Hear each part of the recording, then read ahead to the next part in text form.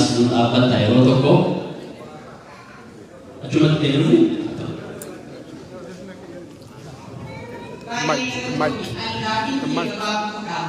wanini dari kakak anjung nanti kami sakal berhenti hati uruh kalian jadi nanti hima karena ini dimana kalian saya dah coba akka bobo alam dubatutti malik johar dubbanne gafi jettun daga so clear akka bobo alam dubatutti bobo johar malik dubbanne kajuun ammalle asmattille akka cautious tanu hala amman tan biya kaysa jurutti yokinis mambulti yokinis abboti biya bulchan akkana galet cautious akka tanu johar nutti me obbo Baqqalaan akka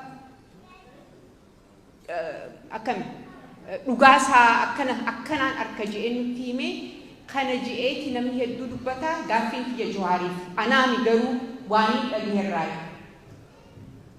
dhugaa kana si qofaa miti anis dhagaheera galatoomi gaaffii keetiif okay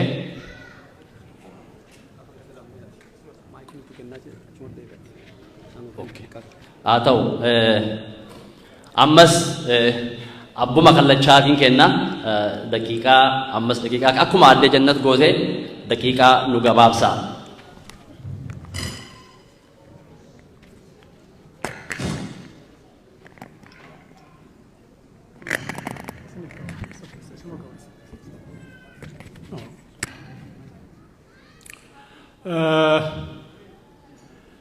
Ani umri kanatti gara waggaa 87 ga'e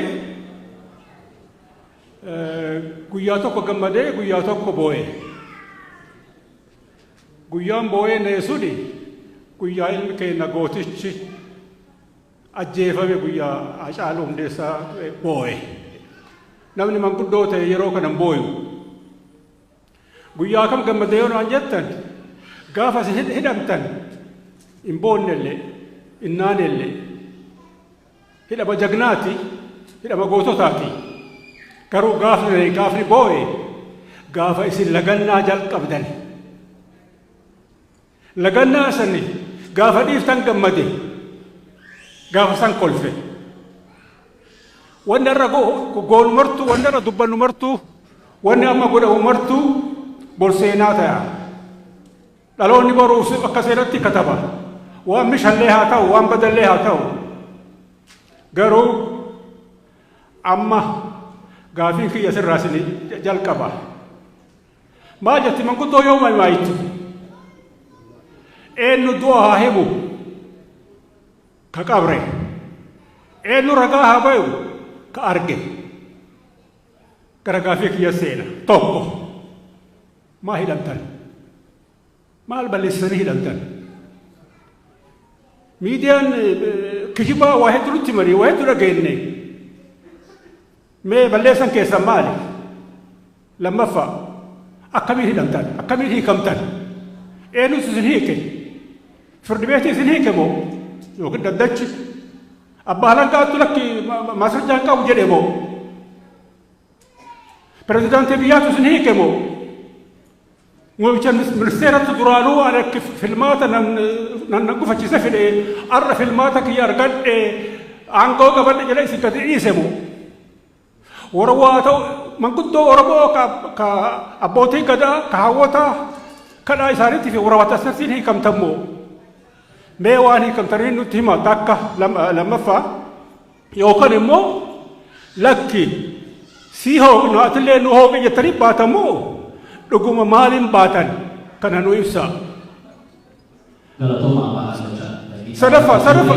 sadaffaa balisikiyan gaafii gadhiis nu lukkaamsina jara kana lamuun argannu hin gaafadha waan ummata tolu jira waan ummanni beeku jira ufumaa waan yaaddan bichaan dubbatina kanaafiyyuu gaafiin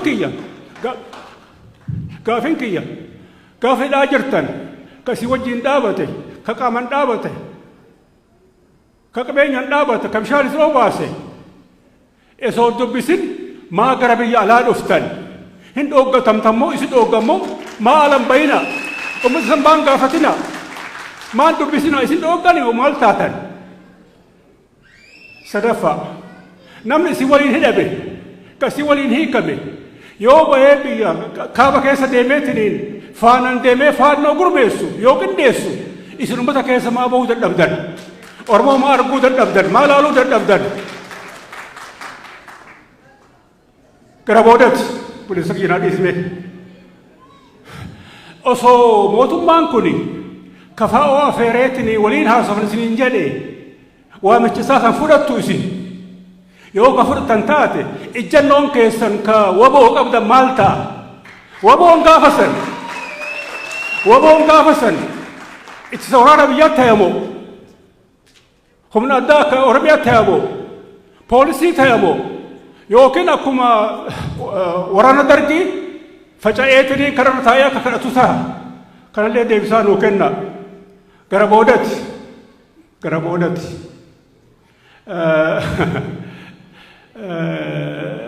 asirratti kan gaafii barbaadu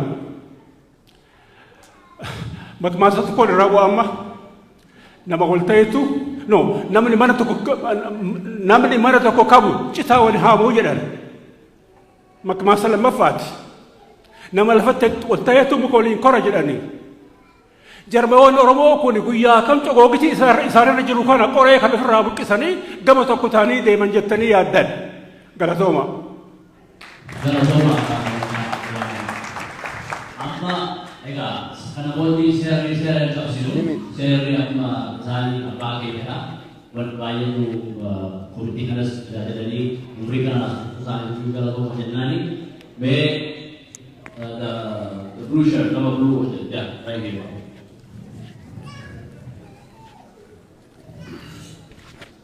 አመሰግናለሁ ወንድም ጀዋርና ኦቦ በቀለ ከስር ተፈታችሁ ለቤተሰባችሁ በመብቃታችሁ እጅግ በጣም ደስተኛ ነን። በዚህም አላህን እናመሰግናለን። ሁላችሁም እንኳን ደስ ያላችሁ ለማለት ፈልጋለሁ። ስሜ ነጃህ ሀሊል እባላለሁ። ከጉራጌ ማህበረሰብ የመጣሁት እዚህ ማለት ነው። ነጃህ ሀሊል እና የኦሮሞና የጉራጌ ማህበረሰብ ያለውን ትስስር እዚህ ለማንም ማስተማር አያስፈልግም፣ የሚታወቅ ሀቅ ነው። ከድሬዳዋ እስከ ደምቢዶሎ ብትል ከባሌ እስከ ሰላሌ ብትል በየከተማው የሚኖር የጉራጌ ማህበረሰብ አለ። የጉራጌ ማህበረሰብ ደግሞ አሁን ያለበት ሁኔታ እጅግ በጣም ከፍተኛ ችግር ውስጥ እንዳለ ይታወቃል። በተለይ የደቡብ ክልል ከመጠየቅ ጋር አንስቶ የጉራጌው እጅግ በጣም ጠንክሮ የሄደ ስር የሰደደ ጥያቄ አለና ወደ ጥያቄ ቶሎ አለና በሱ ዙሪያ አሁን ጀዋርም ኦቦ በቀለም የምታሰሙት ነገር አለ። The future is terrifying የሚል ማለት ነው። ጉራጌ ዞን ላይ እጅግ በጣም ቴሪፋይንግ ነገር ሊከሰት ጫፍ ደርሷል። አመራሩ ብትሉ ወደ ከላይ ከፌደራል የሚመጣው ህዝቡ የሚፈልገውን ሳይሆን እነሱ የሚፈልጉትን ብቻ ለማስፈጸም ወደታች እያወረዱ ህዝቡን ከፋፍለው አደጋ ላይ የጣሉት ነው። ሊፈነዳ የደረሰ ጫፍ የደረሰ ነገር አለ። ያንን ነገር እናንተ ተሰሚነታችሁን ተጠቅማችሁ አንድ ነገር ብታደርጉ ድሮ በቄሮ ጊዜ ዘርማ አርዴ ዘየ ቄሮ በተነሳ ጊዜ ከጎን ቆሟል። አሁንም ኦሮሚያ የሚነሳ ነገር ጉራጌ ጋር የሚነሳ ነገር ኦሮሚያ ጋር ይደርሳልና አንተን ጨርሳል በቃ እንትን በሉልን የሚል ነገር ነው። Thank you በቃ ሁለት ደቂቃ ብለናል። ሁለት ደቂቃ ይቅርታ ጋር because ህግ ነው ሁሉም ነው የሚሰራው። Thank you በዚህ ሳይድ ደግሞ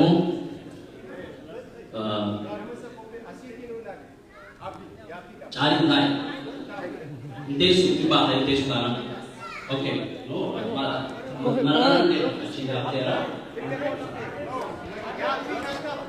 wait no we are going by row okay asi namasani gaate then this way okay puno ati boleh sebut yes is that him? Is that you? Come on. Is that him? Yes. So, 2 minutes. Tole, hedduu galatooma carraa kana waan laattanii fi duraan dursee hundumti kee obbo Baqqalaa Garbaa fi obbo Jawaar baga nagaan baatan isiniin jedha. Itti aansee gaaffii kootti seenaa. Gaaffiin koo akka naagaraa jirutti gara biyya bushuutti kan dhuftanii filannoo abdattanii jirantti fakkaata. Filannoon kun inni itti aanu kun Oromiyaa keessatti ta'uu dhiisuu hin danda'a. Yoo ta'e immoo Abiyyi waggaa 30 fi PP'n Oromiyaan bushuu taanaanii eenyuyyuu biyya kana bushuu hin danda'u jedhee jira. Kanaatiif ufumaa dadhabduu jechuudha. Lammaffaan immoo actually I gave up on Jawar. Obbo Jawari hedduu si jaaladha. Really waan baay'ee hojjetteetta. Garuu uummata Oromoo dhagaa hin jirtu. Yeroo biraa jalqabee hammas dhuftee jirtutti uummanni Oromoo hundumtuu waan isinitti himu wanta tokkodha. Waa tokkoyyuu dhagaa hin jirtan. Yaada keessanis jijjiiraa hin jirtan. Noon uummanni Oromoo kan Oromiyaa bilisa baasu kan Oromiyaa abdatee jiru uummanni Oromoo wabooti. Waboo malee eessayyuu geenyuu hin dandeenye. Qawwee malee eessayyuu geenyuu hin dandeenye. Biyyi Itoophiyaa sun yoo Oromiyaan bilisoomte qofa bilisummaa Oromootti aaneeti biyyi sun kan bilisoomuu danda'u. Kanaatiif Oromiyaa bilisoomsina, waboo duukaa dhaabanna, qawwee binna, nimoona. Kanuma duwwaatu nu baasaa wanta jettanii obbo Jawaar afaan mi'aawaatiin uummata keenya lammaffaa yookaan sadaffaa hin dogoggorsiin. Please. Kanaatiif gaaffii isa dhumaa obbo Jawaar kanan gaafadhu maaliif waboo irratti confidence hin qabdu? Why? Waboon ijaarame isa durii caalaa harka 100 cimee biyya Oromiyaa miti biyya Itoophiyaa sana bushuu ka'amma danda'u humna godhatee jira. Akka durii maal jedhamee inni hamatamu hin jiru waboo bira. Oromiyaa hundumaa keessatti qixxummaatiin naannummaa tokko malee dhaabatee jira. Kanaatiif maaliif konfidensiin kee waboo irraa deemu? Okay, ammas duuba sana dubartii duuba sana jirtu. Si ol ta'e giifti ani yes you.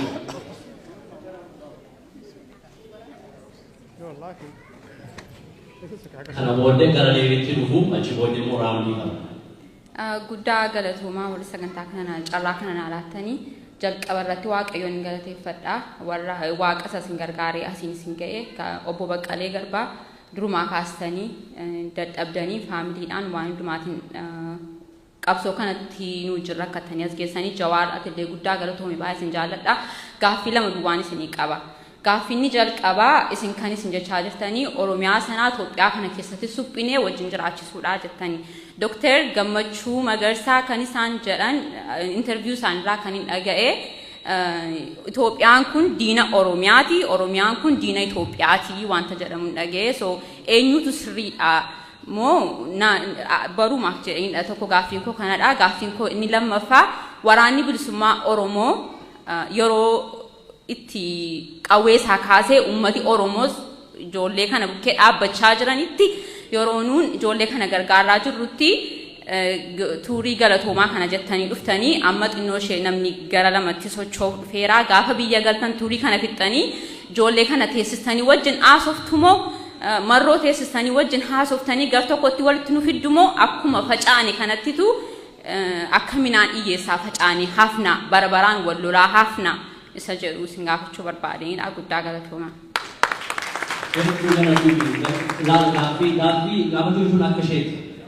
Very precise, to the point. Thank you very much. Amma gara David Lemana nama shampuranera, saya tanus nama shampurana ayata.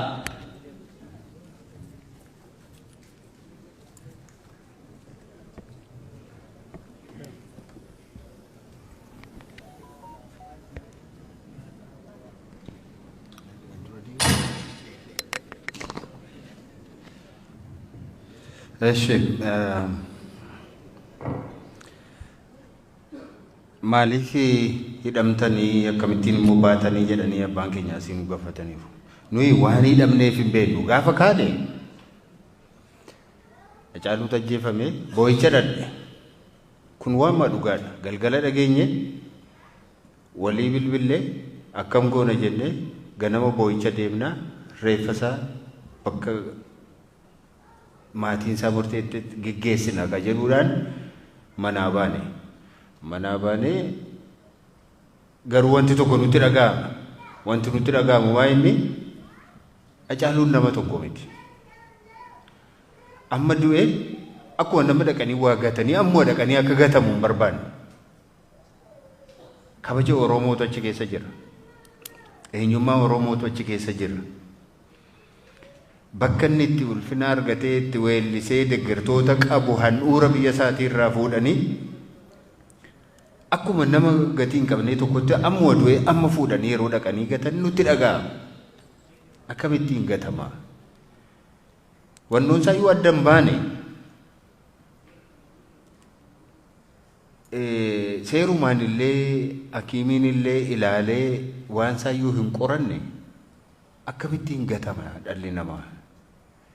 Oromootu gatame jechuudha isa jedhu nutti dhaga'aman. Kanaaf bakka tokko taa'ee reeffi isaa kabajaa Oromoonni bahaa jiru, inni kaabaa kibba jiru dhufee handhuura biyya isaatiitti nagaatti dhaamee boo'ee gadda isaa ibsatee isa booddee koreen dhaabbatee sirnaan bakka maatiin isaa geggeessetti haa geggeeffamu reeffi isaa haa boqotuu kan jedhu ture.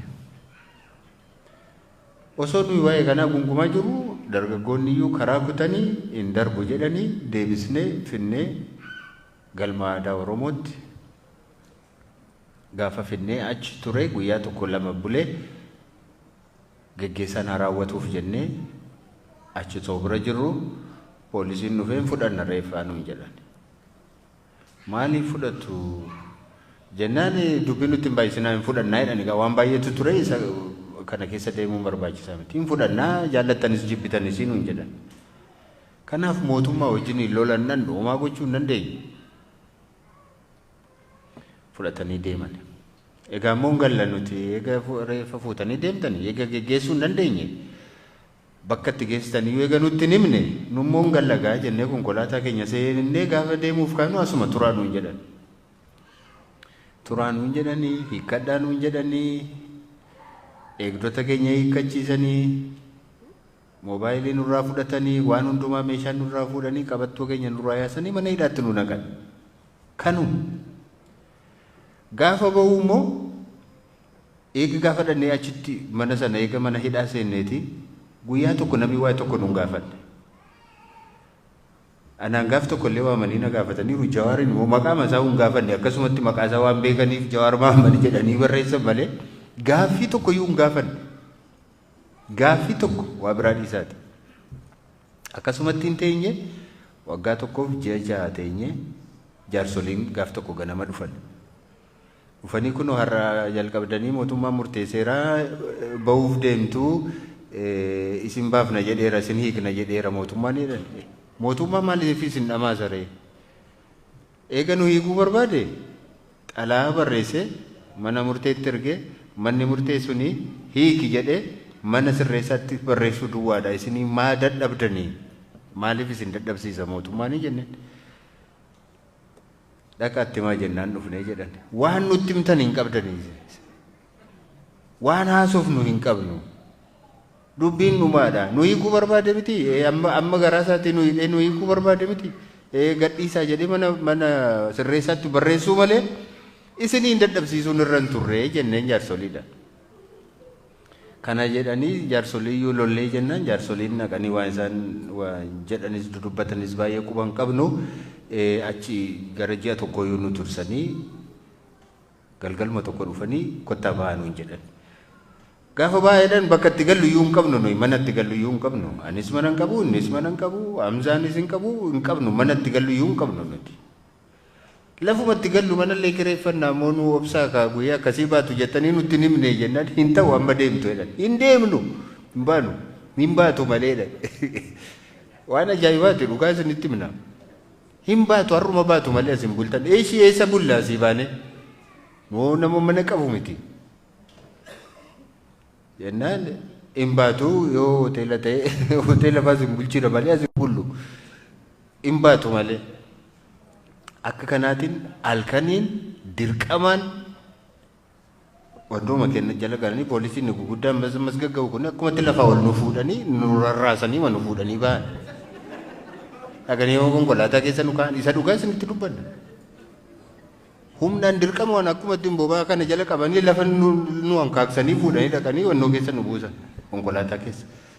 Konkolaataa keessa hin bu'uudhee Jawaarachi wannoo sana keessatti hammam maal akka ture namoota yeroo sana argan duwwaatu beeka. Kana ture dubbichi. Hin beeknu maaliif akka nuyi hin beeknu? Maaliif akka nuyi kan isin beeknu? Garuu wanta nuyi tilmaamnu yeroo baa Oromiyaa kana Harargee fi Arsiifaa kana keessa deemnee yeroo uummanni hambisuun yeroo nutti birmatee haasaa keenya dhaggeeffachuudhaaf tumsa keenyaaf yeroo inni ba'u gaafa arganii jarri hin danda'amanii mo'amneerra akkas taanaanii jedhanii sodaataniiru. Kanaaf sababa barbaadanii akka nuyi hamba filannoon darbutti mana hidhaa akka nuyi turru barbaadaniiru. Kanumaaf hin milkaa'anii nuun mana hidhaatti nu naqanii waajjiraalee keenya cufanii hooggantoota keenya gara biraas hin hidhanii godinaalee irra warra jiran waajjiroota keenya hundumaa cufanii qofaa isaanii filannootti dhiyaatanii qofaa isaanii waliif ofii isaanii wajjin hin dorgomanii mo'anii kan nuyi quba qabnu kanaan. Akka kana taanaan yeroo baay'ee fudhachuuf hin deema. Osoo uummata biyya keessaan dubbisiin maaliif dhuftanii jedhanii sila dubbadheeraan. Walgahii tokko yoo waamuu hin danda'amu uummata. Hin danda'amu bakki isaas hin jiru, haalli isaas hin jiru, uummannis kora yeroo darbe geggeeffanne iyyuu kora keenyarraa deebi'anii nama meeqatu hidhame. Baay'ee haala rakkisaa keessa jirra kanaaf hin dandeenye. Sababii kanaaf karaa makanatti isaaniinis uummata galateeffatan malee galateeffachuu hin dandeenye. Abiyyi waggaa 30 bulcha jedheera maal faayidaa maalii qaba inni waggaa 100 bulcha yoo jechuu danda'a. Garuu filannootti inni yaanna taanaan immoona beekamaadha. Filannoo sanatti inni yaatamu inni jedhu biyyi sun biyya namni tokkos namni lama qofaan yookaan namni biyya sanaa duwwaa bulchus miti. Itti deemamee naan seeraan itti deemamee jennaan hunduma mo'atama hunduma injifatama. Piroosesii sanaan achi hin ga'uudha achi ga'uu hin dandeenya moo hin dandeenyuudha. Isadha kan nuti yaalaa jirru amma. Isadha kan nu yaalaa jirru. Bira geenyaan garuu hin mo'annaa jenna. Yoo karaa sana ammas hin bunna ammas hin annaa ammas akkas goona jennaan immoo malli biraanis jira mitiire. Malli biraan jira. Kanaaf garuu ijibaachuun barbaachisaadha. Hin danda'amu mootii jennee yaaddannu. Nuyi Itoophiyaan diina Oromooti Oromoon diina Itoophiyaattis hin jennu nuti. Nuyi sirni amma jiru kun nu hacuuceera. Kaleessas nu hacuuceera har'as nu miidhaa jira. Garuu biyyi tokko akkuma jirutti sirna isaati malee diina keessanii yookaan diina keenya jennee hin fudhannu. Saboota biroo wajjin nagaa jiraachuu dandeenya. Sirna hunduma keenyaaf ta'u immoo ijaarrachuu dandeenya inni yaadna. Hin danda'ama. Obboloota keenya hedduutu jira, paartiilee hedduutu jira, kan wajjin hojjechaa jirru jira. Nummoo akkaataatti yoo milkoofnee fi biyya sana akkamittiin waliigaltee haaraan ijaarrachuu akka dandeenyu hin beekna. Bifa maaliin akka itti deemnu tarsiimoo hin qabna akka sanaatiin hin deemnaa jennee yaadna. Nuyi abaluu waliin diinas jennee yaadnu abalus diina keenya jennee yaadnu sirnadha. Sirna sanaa waliin immoo ittiin falmaa jirra. Sirna sana immoo ofirraatiin hin geggeessina jennee abdii kanaatiin deemna jechuudha. Marroo waliin hin haasofsiiftuu siyaasii deebitanii jedhan maaliif hin haasofsiifnu obboleessa keenya miti? Maaliif hin haasofnu waliin? Garuu haasaan keenya faayidaa qabaayi. Maaliif kan nuyi dhiibbaa gochaa jirru warra mootummaadhaan TPLF wajjin haasawaa jirta? Marroo wajjin isaasayii wajjin haasawuun dirqama. Tokko waliin haasa'anii tokko waliin immoo hin haasa'u jechuun hin danda'amu. Kanaaf waliin haasaa jennee dhiibbaa gochaa jirra.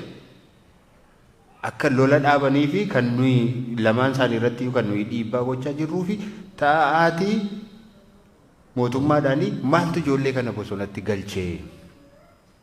Gara tokkoon beektu mana irratti gubaniitu akkamittiin bosonan seenu namni. Manni isaa eega gubate eessa dhaqamee namni? bosona badee bakka deemu isa qaba. Kanaaf gar tokkoon akka namni bosona seenu gochaa maaliif bosona seenee kun shiftaadhaa kun diinaa kun shaneedhaa kun maaloodha jechuun hin danda'amu. Rakkoon mootummaa bira jira. Taa'aatii kana haasaa maaltu bosonatti geessee maaltu bakka rakkoon kun rakkoo siyaasaati siyaasumaan hiikkadhaa jenneetu isaaniin gorsina nuti. Kanaan addunyaanis dhiibbaa akka irratti godhu kan nuyi gochaa jirruuf dippiloomaasiidhaan karaa kanadha. Warri tumsan warri gargaaran akka isaan kana hubatan kan nuyi gochuu barbaannus isuma kanadha jechuudha. Kanaaf gaaffilee hafan Jawaaraa deebisu.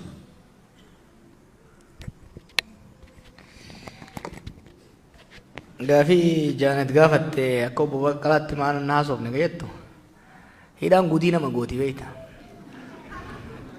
Mana hidhaatti an dulloome inni immoo dardaree dhufe. Mana sida hin sodaatan an jedhe yeroo hunda inni yoon du'es jannatan seenedha ani immoo yoon du'e azaaban seenedha waan hin jedhuuf xiqqoo jijjiirti jechuudha. Waanuma tokko haasayaa jirra akkuma adda addaatti dhiyeessaa jirra. Ejjennoo paartii keenyaatti kan calaqqisiisaa jirru. Koo sagalee maa gallaafatte kan jettaniifi. It's for a cause. Biyyi nuti biraa hidhamneef nuti baane jarana. Takka miti. I'm not going to lie to you. I do not want to add fuel to the fire. Itoophiyaan biraa hidhame. Ibiddi gamasii bosona irraa itti dhufaa ture. Abii rabbii jedhi ibiddi dhufaa jira. Waliin irraa haa dhoorginu. Jennaan didan. Itoophiyaan an itti ba'e immoo ibiddi kallattii hundaan bosona irraa dhufee itti qabatee jira. Yeroo dheeraaf kan hin callisee fi where should we fit in? Rakkoo kana akkam haa goonu? Ulfina sagalee kiyya, ulfina paartii keenya ni beeknanu. Kanaaf maal yoo goone rakkoo uummata keenya ragahaa jiru kana akka dhuunfaattis akka paartiittis maal godhuu qaba kan jedhu sirrumatti itti yaadne nu. Anis akka dhuunfaatti hooggansa biraa wajjinis mari'anne. Kanaaf uummanni keenyas sabaaf sablammoonni sunis rakkoo hamaa itti as keessa jiraniif daran itti hammaataa deemu jira keessaa bahuudhaaf lolli kun dhaabbatuu qaba. Ibiddi kallattii maraan itti qabateera jenneera. Gaafa nu bahu hennu san at least gagama Tigraay dhaamsuu eegalanii turan. Abdii xiqqoo qabaannee turre. Garuu immoo gara kaan immoo belbelchaa deeman. Nuyi kan jenne ibiddi gama maraan waan qabateef gara tokkoon dhaamsitee gama biraa dhiisuu hin dandeessu. Ibidda gama maraa dhaamsii kanarratti shoora keenya taphachuu barbaanna. Saba keenyaafis biyya saniifis kan fayyadu kana jenneet kanaan nu jechuudha. Maaf hidhamtan ka jedhu piroosesa isaa akkaataa itti hidhamne inni ibsee jira. Garuu this is part of a larger question. Waan waggoota lamaan dabre kana taane maaliif taane ka jedhuuf gaafachuun barbaachisaadha. Hacaaluun maaliif ajjeefame? Namni keenya maaliif dhume? Dargaggeessi maaliif bosona seene? Lolli Tigraay wajjin maa eegale? Ibiddi biyyattii guutuutti maaliif qabate? Keenya isolate goonee ilaaluu hin dandeenyu. Overall waggaa afran irraa haalli ture osoo wayi waannu baaburri hadiida irraa bahe. Erga baaburri hadiida irraa bahe tokko hin caba, tokko hin du'a. Qabeenyi hin barbadaa'u. Holistic picture biyya sanii qabaachuu barbaachisa. Rakkoon biyya sanii hedduu wal xaxaa dhufee jira. Kanaaf hidhamuun keenyas dogongoroota hojjetaman san keessatti laalamuu qaba. Uummata biyyaa osoo dubbisitiin maa dhuftan ka jedhu dhugaa gaafi sirriiti. Irra deemnee osoo galateeffannee ni gammanna. Sunni haalli sun hin danda'amne. Garuu uummata keenya beegii irraa haga cinaaksanii irraa haga kamisetti dhufee nu laalee jira. Ji'a lama guutuu waan qabu qabatee ji'a lamaa miti as dhufnutti guyyaarraa namni keenya dhufee rakkoo isaa nutti himata. kanuu falmusin falmaa kanu galateeffatuun galateeffataa hubannaa saba keenyaa yaaddoo saba keenyaa hamma tokko akkuma isin nutti himtan kan nutti himeera uummanni keenya. Kanaafillee uummata gunkumaa irraa cufannee osoo hin ta'in uummata dhaggeeffannee dhufne. Osoo mootummaan ni mari'anne jedhee qophiidha. Qophiis qabnaa qophaa'aas jirra. Mootummaan gara mariitti seenuun dirqama. Ofis baraaruu biyyas baraaruu yoo barbaade dirqama. Ala Itoophiyaan suni biitti suni amma booda waa lama hin dandeessu sirriitti dhima. Sirna abbaa irree gateetti ittiin baadhattu hin qabdu lola itti fufsiisuu hin dandeettu. This is almost law of physics amma biisanitti. Economy has collapsed. Economy collapse godhee waan jiruuf godha. Keessa isin kaalaa ganaa waan biraa jettan. Keessaa hin dhooya. Maaliifi is a consumer state ta'ee jira. Under Mallas it was at least a developmental state, corrupt developmental state turte. Right now production hin qabdu is a consumer state that's consuming itself. Mootummaan gara mariitti dhufee lola dhaabuu baannaan baasiinsaa dabalaa deema, galiinsaa dhaabbataa deema, dhoowwinsaan oolamu. Gara mariitti seenuun inuma dhidhiitatti malee gara mariitti seenuun dirqama. Dirqama jechuudha. One way or another inuma seenu. Kanaaf qophaa'uu barbaachisa. Ejjannoon nuti qabnu maali? Sirriitti yoo nu dhaggeeffattan. Itti mari'annee itti qopheessinee deemaa jirra bara.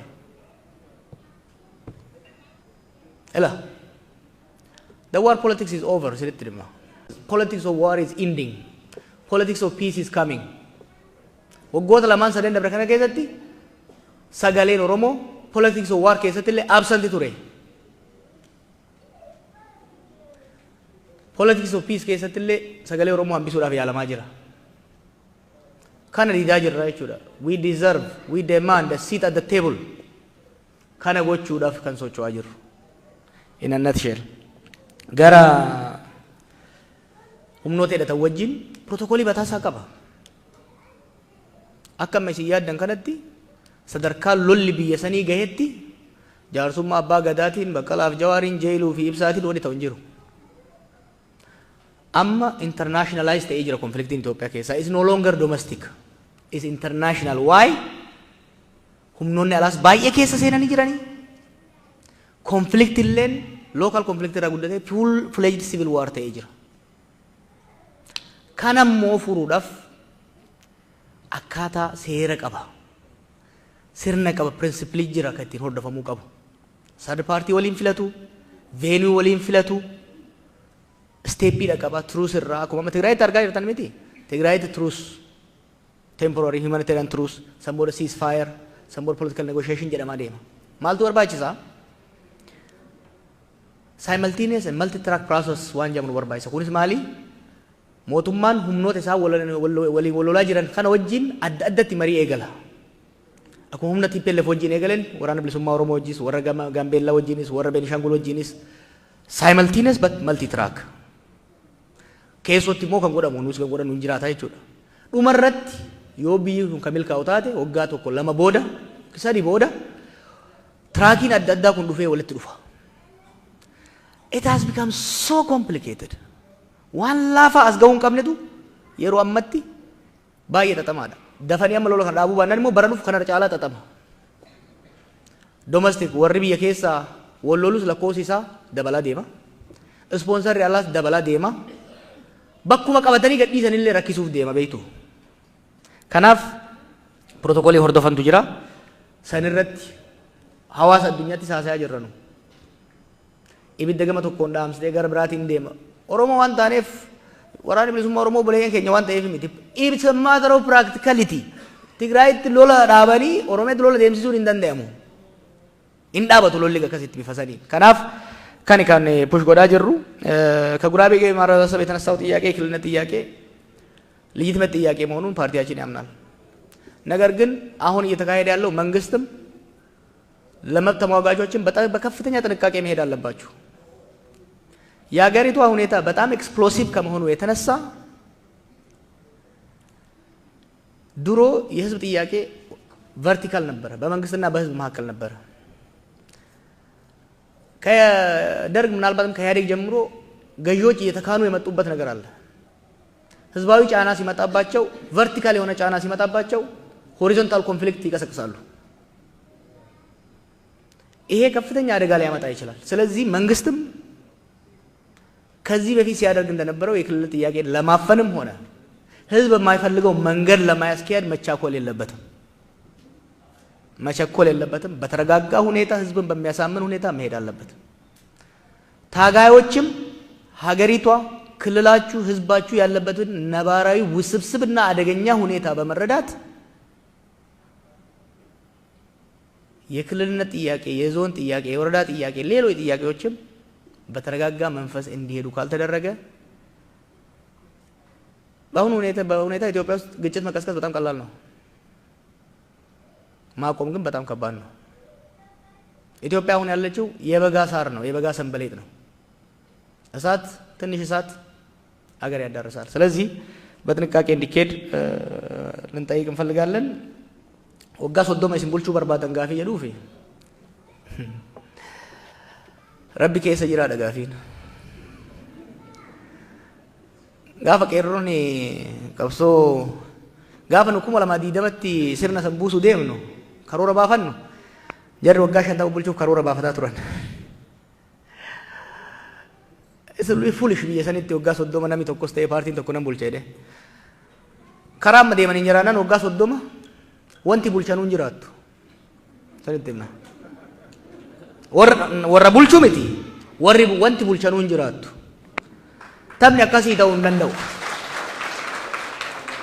ኑያን አካሲ ያኑ ነው ወጋ ሶዶማ አራቲ ዮ ረቢ ኑ ገርጋሬ ኡመተ ከኛ ረቢ ገርጋሬ ሎለኑ ራዳ አበቴ ወጋ ሶዶመቲ ማላ ለበይታ ነው አበሉ አንጎረ ጅራሚ ወጋ ሶዶመቲ ማሊፊ ሎሌ ወጋ ለማ ቢየቲ ወጋ ሶዶመ ዱበ ደብሴ ይራ ወጋ ሶዶማ አራቲ ደብኔ በከሰንገውን ከኛዩ ሸክሲሳ ደስልትኔ ማን ሐላም መጅሩን ከናፍ ጀሪ ሞቱማስ illusion achi keessa bahu qabu. This illusion is a crazy illusion.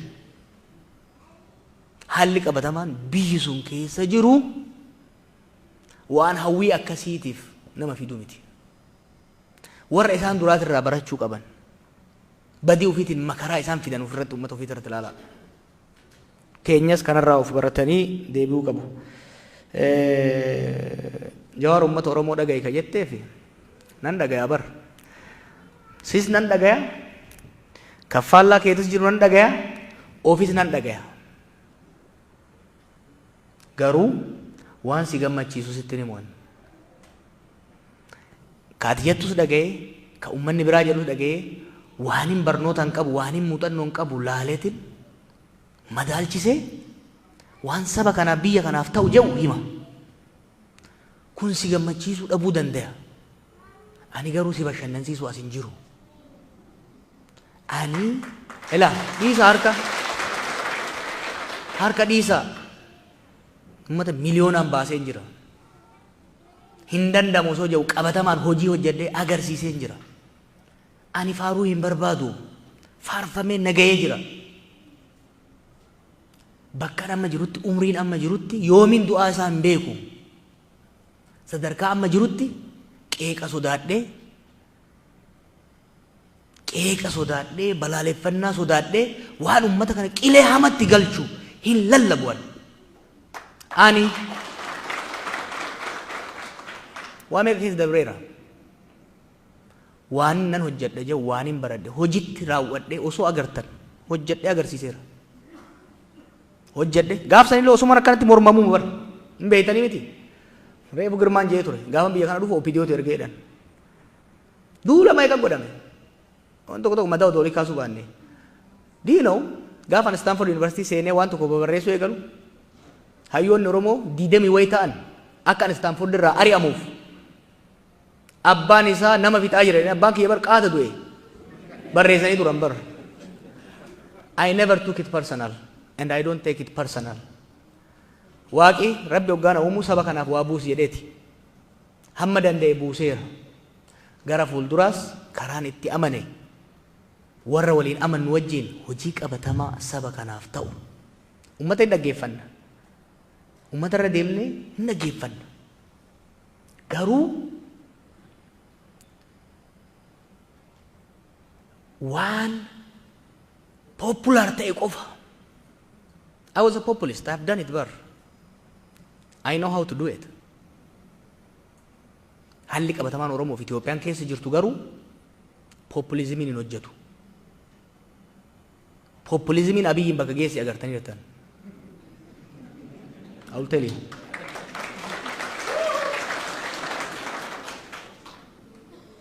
Amma kan barbaachisu nitti himu, it requires honest, serious conversation. Serious conversation. San immoo godhaa jirra. Waan akkana televizyinii osoo hin ta'in quba qubatti hayyoota keenya wajjin, manguddoota keenya wajjin biyyattis godhaa jirra ammallee hin goona. Haala qabatamaa jirru keessa jiru laallee biyya ceesisuudhaaf kan itti deemu ta'a jechuudha. Waa'ee walabummaa Oromiyaa irratti yeroo tokko tokko waan hogganni birallee hin jedhin jettu bar. Hogganni Oromoo Oromiyaa hin foottoisinaa Itoophiyaa hin diigna jedhu hin jiru. Waan saba keenyatti diina guuruu hin dubbatin Rabbi jedhaati.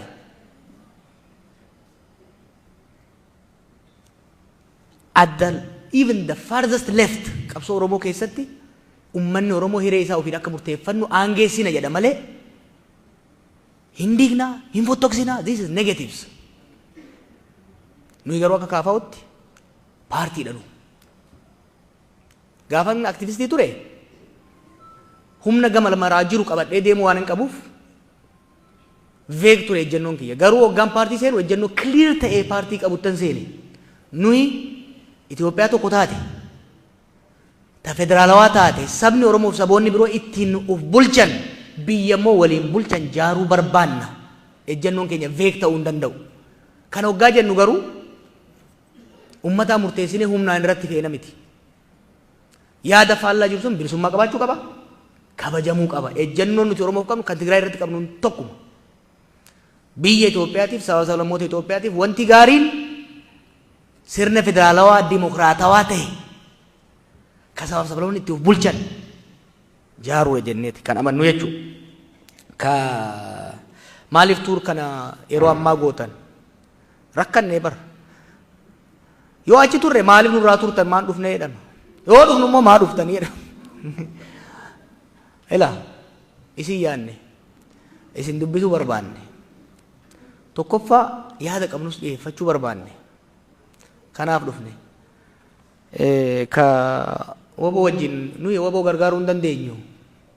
Nuti paartii karaa nagayaatiin galmaa'ee seera biyya sanii kabajee hojjetu. San qofa osoo hin ta'in waboo wajjin garaagarummaa tooftaa qabna. Nu qabsoo nagayaatti amanna. Isaan qabsoo nagaa hin hojjanne jedhanii qawwee kaasanii qabsoo hidhannootti jiru. Akkasii miti. Nuyi akka paartiititti tooftaa fudhannee jira. Tooftaan biraa dogongora jennee namannu. Garuu why don't you give us credit? Biyya xiqqoo waa'ee nagayaa dubbachuun waboo jettee yaamuu dhiisii cinama goruun nama ficcisiisu keessatti nuyi bar paartiin keenya bar koongirasii taa'eeti ejjennoo tokkoon wanni shanee jedhamu hin jiru waraana bilisummaa Oromoo malee jenne barnu. Where were you? San qofa miti bar. Dargaggoonni kun waraanni kun dhiibameet bahee shiftaa miti. It's not a rebel without cause. It is a rebel with just cause. The government must sit down and negotiate jenne. Finfinnee teenye diaspora teenye mi bar. Finfinnee 4 kilo cinaa teenye dubbanne bar kana. We know what we're doing.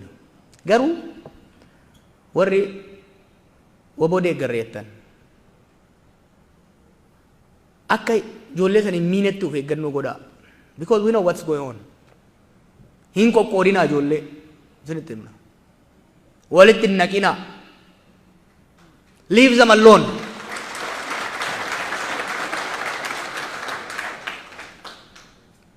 Do I have to say the details? No.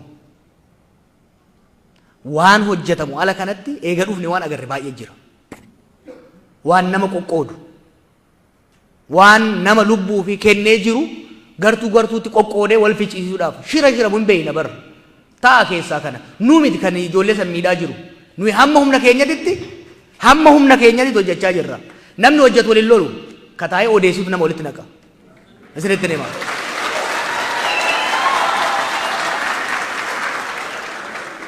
Kanaaf How about you put your money where your mouth is? Put it there. Action speaks louder than words. Okay? Whatever you do, don't be destructive force. Whatever you do, don't be destructive force. Nui karaa itti amanne jira. Yoo dandeessan gargaara. Yoo dandeenye karaa hin taayettan san gargaara. Garuu negative energy ila nui ummata keenya keessa jirra. Ummata keenyatti gad deebina. Waan hojjannu waan dubbannu hin beeyna. Wanni guddaan diaspora irraa barbaannu maal akka ta'e isinitti himu? It's not your dollar, no. We want the dollar, but it's not the most important. The most important is toxic energy nutti hin ergina. Ummata ajjeefamaa jiru, hidhamaa jiru, beelli rakkisaa jiru, waan uffatu hin qabne, bakka bulu hin qabne. Summii itti gadi hin facaasinaa. Summii itti hin facaasinaa.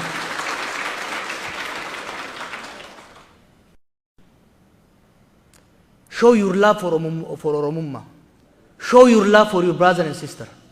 Show solidarity. Kanuan jala galatoma.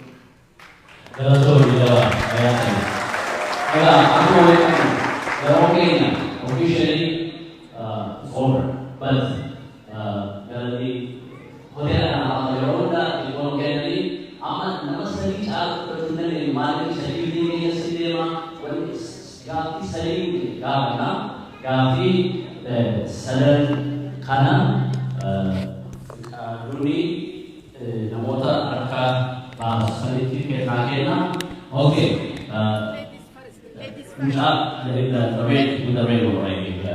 This one here? It's okay. It's okay. It's This okay. right here? Yeah. Big two. I am here. Thank you. Okay.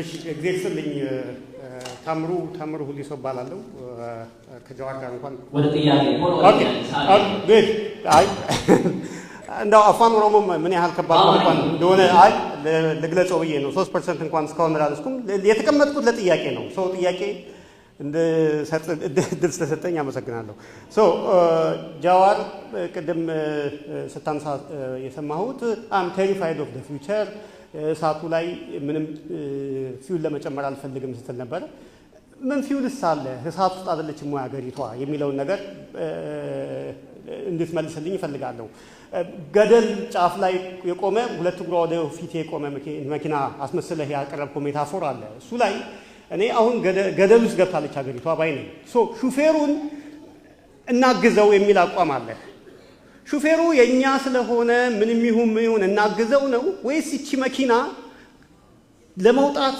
ሹፌሩን ማትፈልግ መኪና አለች ለኔ ስለዚህ ዓለም አቀፍ ማህበረሰቡም እንዲምታታ እንዲሳሳት አላደረክም ወይ እንዲያግዘን እኔ እቺ መኪና ከገደል የሚያወጣት ሁሉም የተባበረበት የሽግግር መንግስት ሂደት ነው አሁን ላይ እና ይሄንን አንድ ጥያቄ ብለህ ልትመልስልኝ ፈልጋለሁ ሁለተኛው የትግራይን ጉዳይ በወንጀሉ ልክ ያላቀረብኩ ይመስለኛል የዚህ ትግራይ ላይ የተካሄደውን ይሄ ጦርነቱን ተከትሎ የተካሄደውን ጭፍጨፋ በለው ምንም በለው ወንጀሉን በሚመጥን ልክ ለምን እንዲቀርብ አልፈለክም ለምን ነው የስትራቴጂው ዋሽቶ ማስታረቅ የሚል የአዲስ ጃዋር ይዞት የመጣው የቄስነት ወይ ደግሞ የሼህነት መንገድ ነው ዋሽቶ ማስታረቅ የሚባል ወይስ ደግሞ እውነቱ የገባ እዚህ ድረስ ብቻ ነው ይሄንን ሁለት ጥያቄዎች እንትላሉ ሶስተኛ በሄረን አልተናገርኩም እኔ አሁን እኔ አዲስ አበባ ልጅ ነኝ አዲስ አበባ ተወልጄ ነው ያደግኩት መርካቶ አካባቢ አዲስ አበባ ላይ ከፍተኛ ውጥረት አለ አሁን ላይ የሚታየው እናንተም ታዘቡታላችሁ ይሄ ውጥረት ትልቁ መነሻው የሪሶርስ አንዴ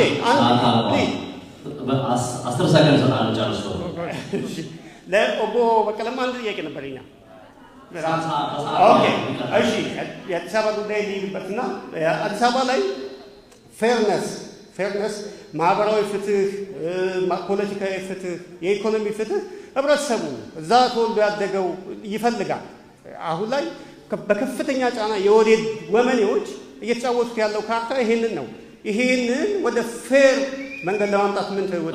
Thank you. Namaste. አንድ ጥያቄ You have it. Thank you. It's okay, guys. I am managing. Leave it to Charlie. Charlie, take it. Koi.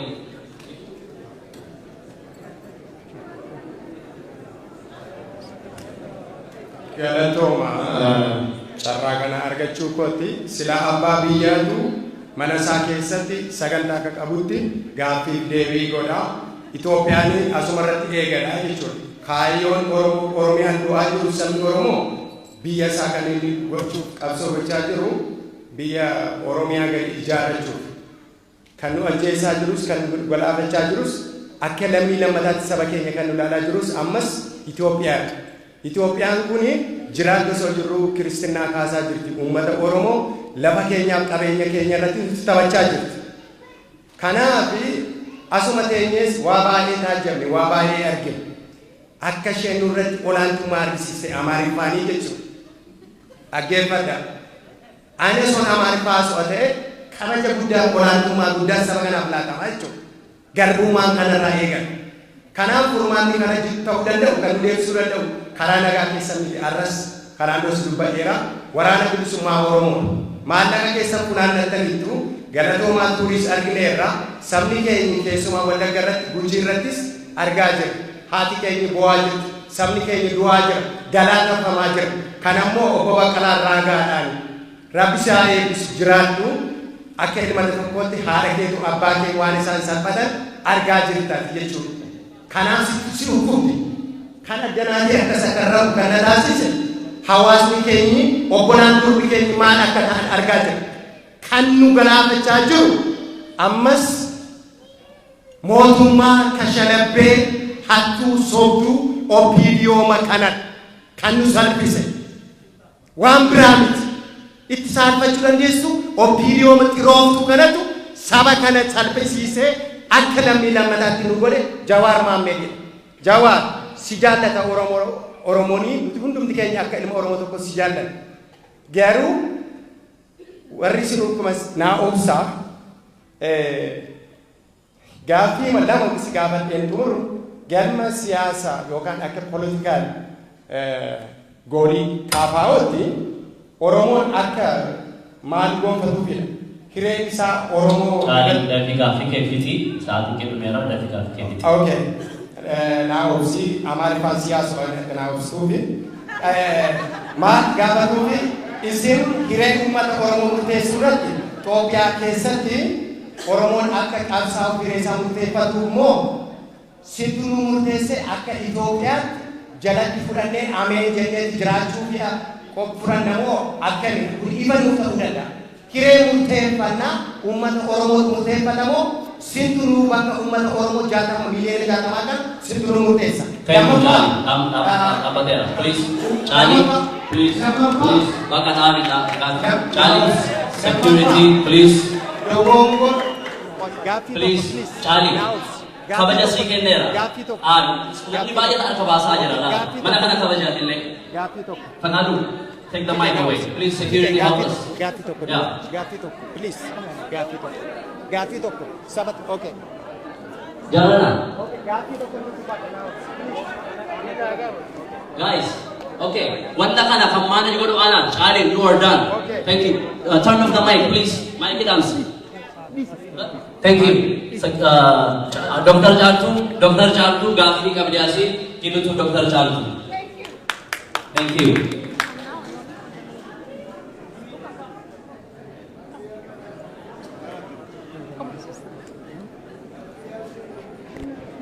After Dr. Jaltu, one more question from a lady over here, the lady in the green.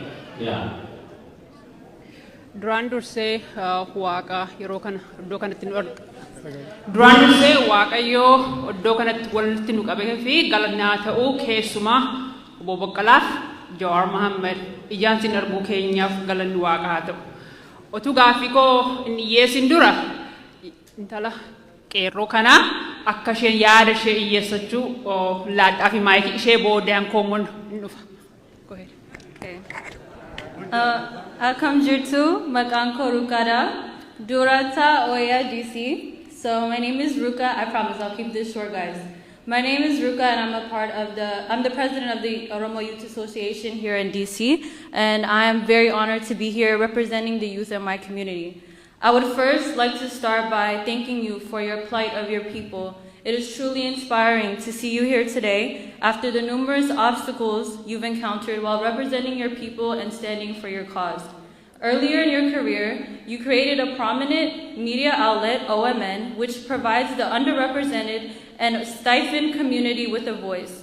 This is one of the many reasons I can say that you are a courageous pioneer in our community and a symbol of unapologetic self-identity. This being said, my question is centered around self-identity. Education is fundamental to be able to conceptualize a prolific vision for our people, and as a scholar for myself, I would like to ask you for a book recommendation that helps you become more grounded in who you are and what you stand for. Thank you. Thank you, Ruka.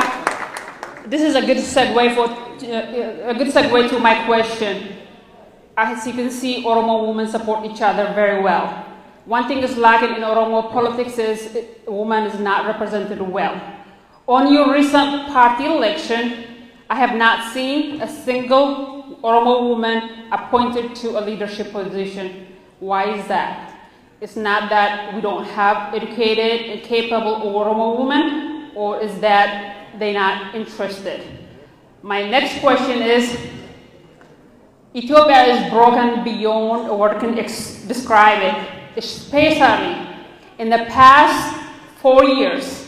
Abiy and his company destroyed the last remaining social fabric that was holding the country by labeling groups and individuals or population as Shane, junta, and enemy. And this has deepened our wounds and our division. Recently, there is a charter. They are bringing up what you've said 4 years ago, Jawar. They are talking about having a new social contract and building a new Ethiopia. Please conclude. Yes. How could that be possible? Or, like 1992, our artists sing that Ertran bilisomte alabashe abbate, yaninu farfatan. Ammas immo, we are about to witness Tigray bilisomte alabashe abbate jechuuf deemtu. In this journey, Oromo has paid an ultimate price. So now the ball is on your two court. And what is our plan B if this no social contract is not going to go forward? Or are we going to be having another song? Thank you. Thank you. We were supposed to be at 8 o'clock, and now it's 8:30, and then our Islamic Gabab Devisu, so we have no more questions. Sorry. If we can, we take your questions, send it to me, we'll send it to them. They may answer it on the interview.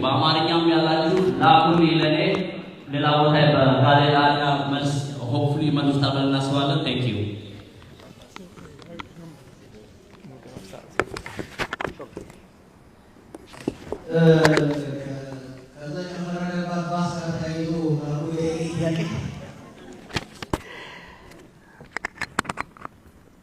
We need to think very carefully.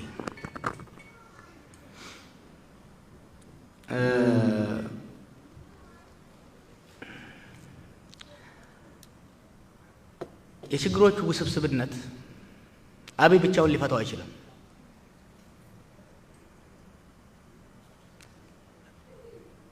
የችግሮቹ ውስብስብነት እንዳው የሚያበዛው ብቻውን ለመፍታት መሞከሩ ነው።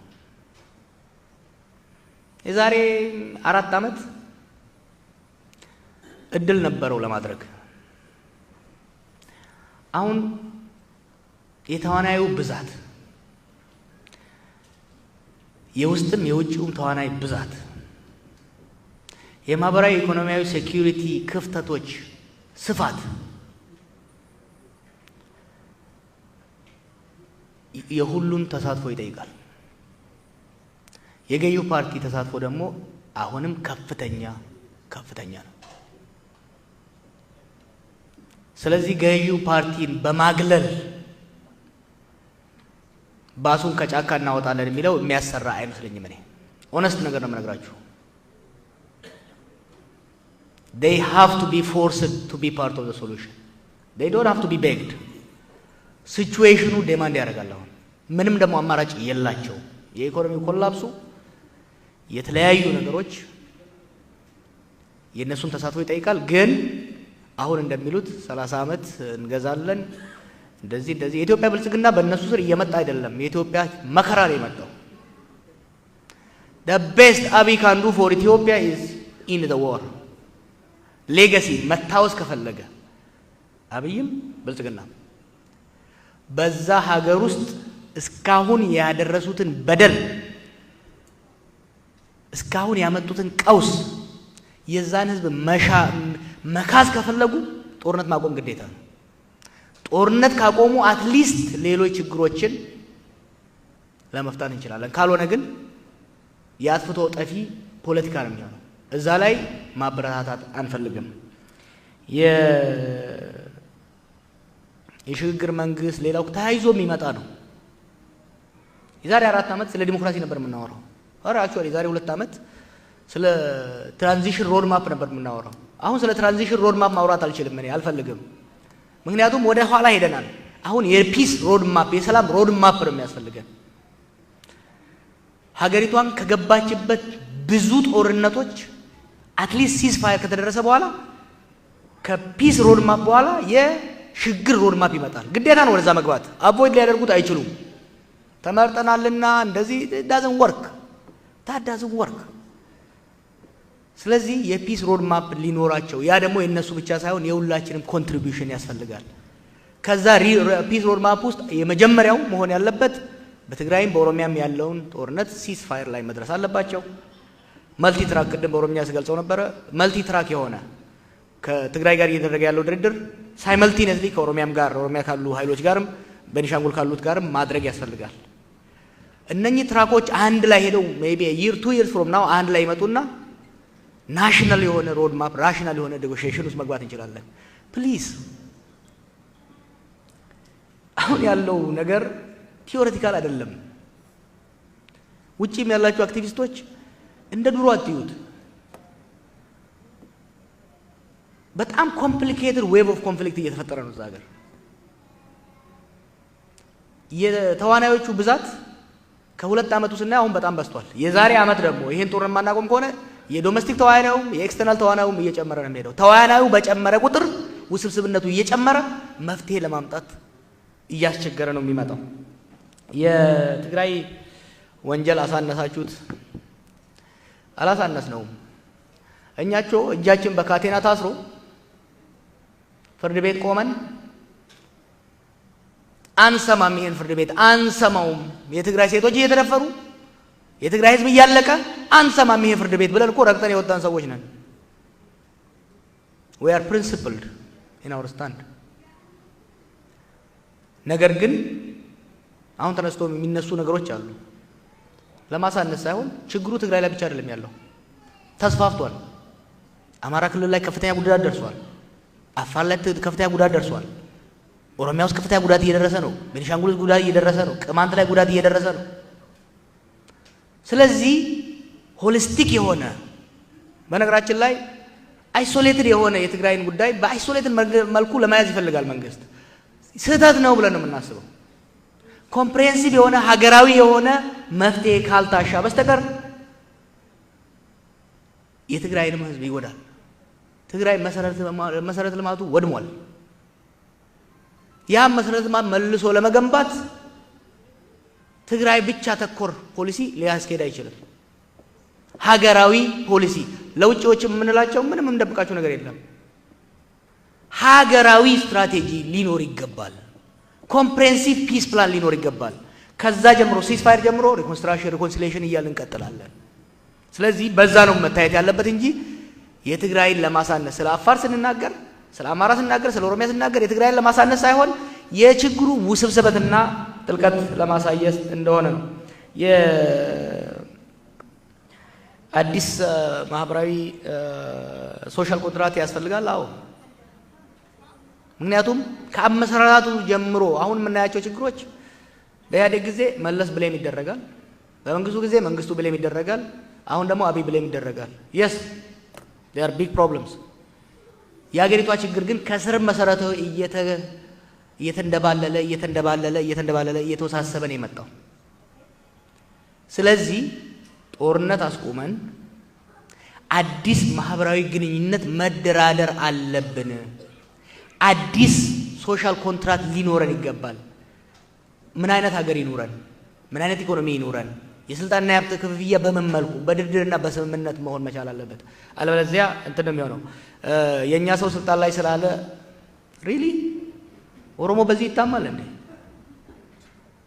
ባይብል ላይ እኮ መጀመሪያ ያመፀው ኦሮሞ ነው።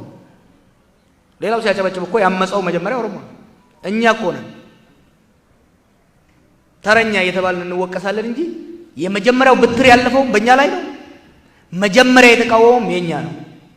ኦሮሞ ነው የተቃወመው። ሉጋሚት ይየረን ከሁሉም ቀድሞ በዚህማ ልትከሱን አትችሉም። ልንከሰስ አንችልም። በዚህ we will not accept this። እንደ ድሮ የዛ ሀገር አሰራር ቢሆን ኖሮ ወንድሜ ዳቦ እስከበላ ድረስ እኔ እያስገሳው መኖር እችላለሁ ማለት እንችል ነበር እኮ እኛ። የአብይና የብልጽግና ጥፋት ትርፉ ምን እንደሆነ እናውቃለን። የህዝባችን መገለል እንደሆነ ስለምናውቅ ለህዝባችን የሚያዋጣው ዲሞክራሲያዊ ግንኙነት ነው። ዲሞክራቲክ ፕሉራሊዝም ነው። አምባገነን አይደለም፣ የማንም የበላይነት አይደለም ብለን ከሁሉም በፊት የተቃወምን ነን። አሁንም ቢሆን ለሀገር የሚበጀው ለህዝብ የሚበጀው ምንድነው ብለን ነው እንጂ ይሄን ያለ ነው ከኔ ስልጣን ላይ ስላለ የሚለው አይደለም። ያ እኛን አይመለከትም። ኦሮሞ በእንቱ ሙርቴሳ ከየቴፍ ኦሮሞቱ ሙርቴሳ አከ ሆገናት ገሩ ኦሮሞ ከሲታው ከና ጀደ ያደ የሱን ሞ erga bakiyya jechuudha. Waliin dhayaa deemuun barbaadu nuti. Waliin dhayaa waan itti dhamanne gaafa duraa dubbadhee bara. Waliin dhayaa Oromoo wanni sii fayyadu gama diinagdeetiin, gama siyaasaatiin, gama nageenyaatiin ka sii fayyadu tokko lama sadi jennee lafa keenya. Har'as lafa keenya, borus lafa keenya, filannollee kanumaan dorgomna, har'allee kanumaan deemna jechuudha. Kanaaf nuti akka paartiitti veeg taanee deemuu hin barbaadu. We are a political party. We are a political organization. We are a partisan organization. Oromoodhaaf imaammanni diinagdee, imaammanni siyaasaa, imaammanni nageenyaa kana jennee lafa keenya. Oromoo yookiin nurraa fudhata. Ka biraa immoo kanaa miti jedha saniin dhiyeeffata jechuudha. The question about women participation is legitimate. That the women participation in the leadership is almost non-existent. We tried. You know what the problem is? For women to participate in cell-world politics, particularly in Ethiopian politics, is the most dangerous thing. Let alone in opposition politics, even in the ruling party, the humiliation our sisters go through every day is unbearable. That's why women are far away from leadership. Akka ummata biyya san keessa jiraatutti eegan galeen arge waan kana isinitti nima. Rakkoon mana hidhaatitti qofa osoo hin ta'in jireenya isaanii keessatti paartii biyya bulchuu keessatti bar dubartoonni achi keessa jiran gaafii nutuu akka oppositionitti hin gaafatamne gaafatamu. Waan isaan salphisu, waan isaan xiqqeessu. Kanaaf akka barbaannutti dubartoota hirmaachisuun baay'ee ulfaataadha siyaasaan biyya guddataa jiranii kun. Kana justify gochuu miti. Environmentii dubartoota tiksu nurture godhu uumuu qabna. Fakkeenyaaf amma hojii raawwachiisuu keessatti dubartii cimtuu tokko qabna. Dubartii cimtuu qabna damee seeraa keenya hoogganti. Seentiraal komitee keessatti ittiin gara 20 akkas ta'uu qabna. 50 ta'uu qaba ture. Isaayyuu hollachaa goone sinitti himna. Because we know the kind of brutality that takes place in the system. Kanaaf sanin nu hubadha. I'm not trying to justify. Garuu dubartoota akka dhiirota cimsinee hoggansa kana fudhachuu qabda, hojii kana fudhachuu qabda jennee ugginee itti deemnutti dubartoota keenya riskii akka fudhatan. I don't want, waanan obboleettii xiyyaaf hin barbaanne obboleettii biraatiif hawwuun baay'ee natti ulfaata sinitti hima. Kanaaf waa'ee social contractiin kaasee waa'ee Eertiraan bilisoomte, Tigraay bilisoomte waan bareeddu kaafte. Then what? ኤርትራን ብሪሶምቴ ሚቲ ኢትዮጵያ ራ አማ ቦደ ረኮ ኢትዮጵያ ሰላም አለይኩም ነገት የዴ ደመኒ ሚ ኢትዮጵያ ረኮ ኤርትራ ታው ዲፍቴ ኤርትራ ረኮ ኢትዮጵያ ታው ዲፍቴ እንዲፍኔ ኤርትራን ብሪሳ ባቴ ረኮ ሀማ ኬስ ቱርቴ አማሞ ኤርትራን ሞ ኢትዮጵያ ዳፍ ረኮ ታቴ በአማርኛ ልበለው ይሄንን ምክንያቱም ሲሪየስ ኮንቨርሴሽን ያስፈልጋል። እህቴ የጠየቀችው ኤርትራ ነፃ ወጣች፣ ቀጥሎ ትግራይ ነፃ ትወጣለች፣ እኛስ ነው ሪሊ ነፃ ወጥተዋል ወይ? የትግራይ ህዝብ የኤርትራ ህዝብ ያን ሁሉ መስዋዕትነት ከፍሎ ኢትዮጵያ ከሚባለው ውስብስብ ጨቋኝ ሲስተም ራሴን ገላገልኩ እፎ ያለ ኢትዮጵያ የኤርትራ መሆን ችግር መሆኗን አቆመች አላቆመችም? በ5 ነው በ6 ዓመት ውስጥ ተመልሷ ከኢትዮጵያ ጋር ጦርነት ገቡ። ማአት ሰው አለቀ፣ ኢኮኖሚው ደቀቀ፣ ለ20 ዓመት ሲጅ ውስጥ ቆዩ። ኤርትራ አሁን ለምሳሌ ኤርትራ እንድትሄድ የፈቀዱት እነመለስም ሌሎቹ በቃ ከእንግዲህ በኋላ ኤርትራ ለኢትዮጵያ ችግር አትሆንም የሚል ግምት ነበራቸው። ኢት ኮንቲኒው ኤርትራ ኮንቲኒው ቱ ቢ ፕሮብለም ፎር ኢትዮጵያ፣ ኢትዮጵያ ኮንቲኒው ቱ ቢ ፕሮብለም ፎር ኤርትራ። the same will happen to others too። የትግራይም ጉዳይ ቢሆን እስቲ ኬርፉል ክሪኤቲቭ ሶሉሽን ሊያስፈልገን ይሻላል። አንዳንዴ ዲቮርስ ሶሉሽን ሊሆን ይችላል። ሜቢ ሜሪጅ ካውንስሊንግ ሊያስፈልግ ይችላል። እኛ እንደ ኦኤፍሲ ለህዝቦች የሚሻለው መገነጣጠልም አይደለም፣ ዩኒተሪ ሲስተምም አይደለም፣ ፌዴራላዊ እውነተኛ ፌዴራላዊ ዲሞክራሲያዊ ሲስተም ነው ስንል አስበንበት የሌሎች ሀገሮች ተሞክሮ የእኛንም ሀገር ታሪክ የቅርብና የረጅም ጊዜውን አስበነው ነው። ለህዝቦች የሚሻለው አዲስ ሶሻል ኮንትራክት ቢመጣ ነው። ኦሮሞንስ ከነተ ያዱ ቀብደን ዋንጀኑ ከናው ለፉ አካኔ ሜርቃናኒ ከየቻይሩ ማልቱ አክመ የነ ወኒ ቀብሶፍኑ ኑፊ ሚቲ ኢልማን ኬኛፍ